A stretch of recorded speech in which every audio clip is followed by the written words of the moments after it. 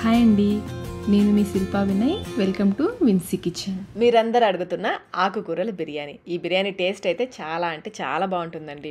దీన్ని బిర్యానీ అంటారో, పులావ్ అంటారో, ఫ్రైడ్ రైస్ అంటారో మీ ఇష్టము. నేనైతే ఈ విధంగా చేస్తాను. టేస్ట్ అయితే చాలా చాలా బాగుంటుంది. లంచ్ బాక్స్లోకి తీసుకెళ్ళచ్చు. ఇంకా నైట్ అన్నం మిగిలిపోతే మార్నింగ్ బ్రేక్ఫాస్ట్ టైంలో కూడా చేసుకోవచ్చు. ఆకుకూరలు తినని పిల్లలకి ఇలా చేసి పెట్టారంటే చాలా ఇష్టంగా తినేస్తారు. మరి ఇంకెందుకు ఆలస్యం, ఈ టేస్టీ హెల్దీ ఆకుకూరల బిర్యానీ ఎలా తయారు చేసుకోవాలో చూసేద్దాం రండి.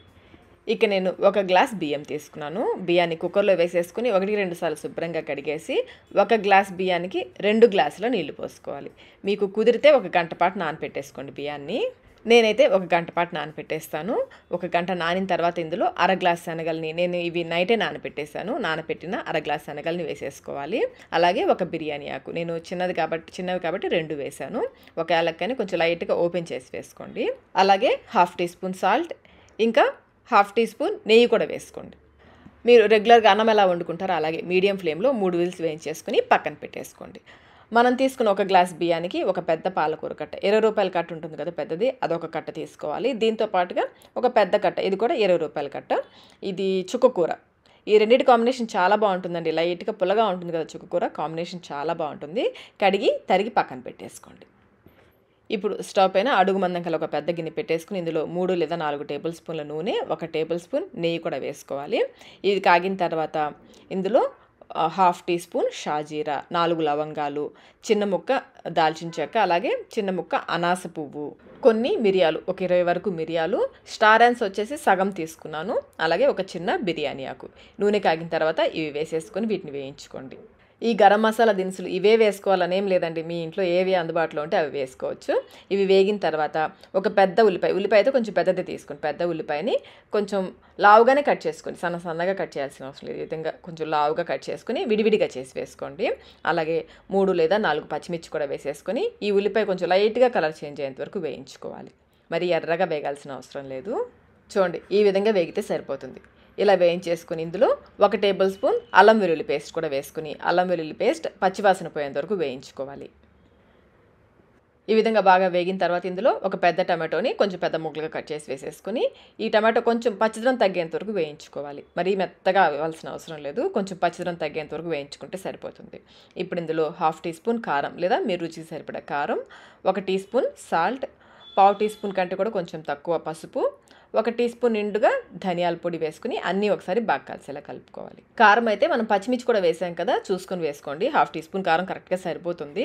బాగా కలిపేసుకొని సన్నగా తరిగిన పాలకూర, అలాగే సన్నగా తరిగిన చుక్కకూర, ఇంకా 1 గుప్పెడు సన్నగా తరిగిన కొత్తిమీర కూడా వేసుకుని, ఇందులో కొత్తిమీర ఫ్లేవర్ కూడా చాలా బాగుంటుంది.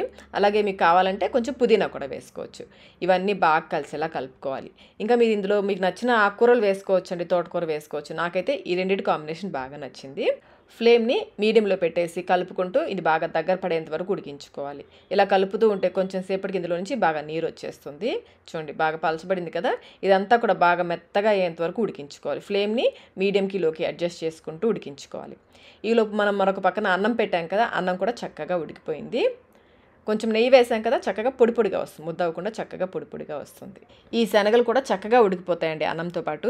మీరు శనగలు వద్దనుకుంటే స్కిప్ చేసేయచ్చు. ప్రోటీన్ కోసం నేను శనగలు వేశాను. అన్నం గడ్డలు లేకుండా పొడి పొడిగా అయ్యేలాగా కలుపుకోవాలి. ఇలా కలుపుకొని పక్కన పెట్టేసుకోండి.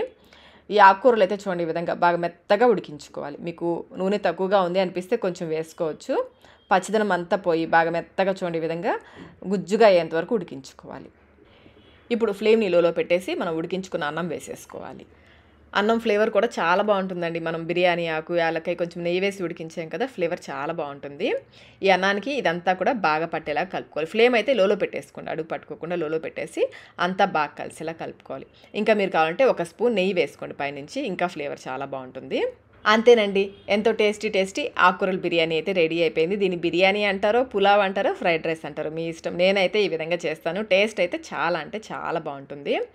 వేడిగా తిన్నా బాగుంటుంది, మీరు లంచ్ బాక్స్లోకి తీసుకెళ్ళినా కానీ బాగుంటుంది. మధ్య మధ్యలో ఈ శనగలు తగులుతూ టేస్ట్ అయితే అద్దరిపోతుంది.